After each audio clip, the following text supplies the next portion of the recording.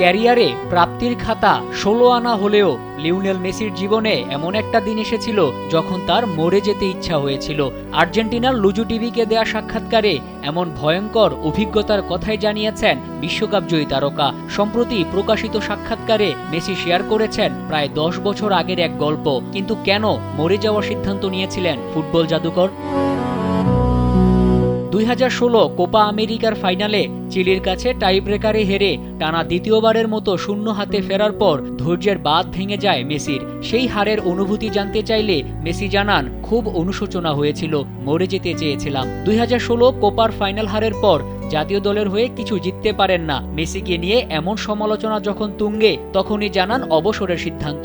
যদিও মাস কয়েক পরই অবসর ভেঙে জাতীয় দলে ফেরেন মেসি। এরপর তো সৃষ্টি করেছেন অমর কাব্য।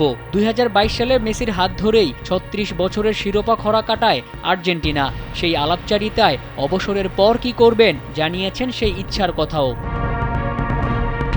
২০২৬ বিশ্বকাপ খেলেই হয়তো অবসর নেবেন ফুটবলের মহারথী। খেলা ছাড়ার পর অন্য পেশাদার ফুটবলারের মতো মেসিও কি হাঁটবেন কোচিং পেশার দিকেই? না, অবসরের পর কোচ নয়, বরং একটি ক্লাবের মালিক হয়ে সেই ক্লাবকে গড়ে তুলতে চান এলএম10। মেসি বলেন, নিজেকে আমি কোচ হিসেবে দেখি না, ক্লাবের মালিক হওয়াটাই আমার বেশি পছন্দের। নিজের একটি ক্লাব থাকবে, একদম শূন্য থেকে শুরু করে গড়ে তুলতে চাই।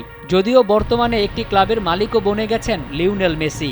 ইন্টার মায়ামি সতীর্থ ও বন্ধু লুইস সুয়ারেজের সঙ্গে জুটি বেঁধে উরুগুয়ের চতুর্থ বিভাগে একটি ক্লাব চালু করেছেন। মাঠের ক্যারিয়ার শেষে মেসি দ্বিতীয় ইনিংসে কতটা সফল হবেন সেটাই হয়ে থাকলো বড় প্রশ্ন। মোহাম্মদ মাসুম, কালবেলা।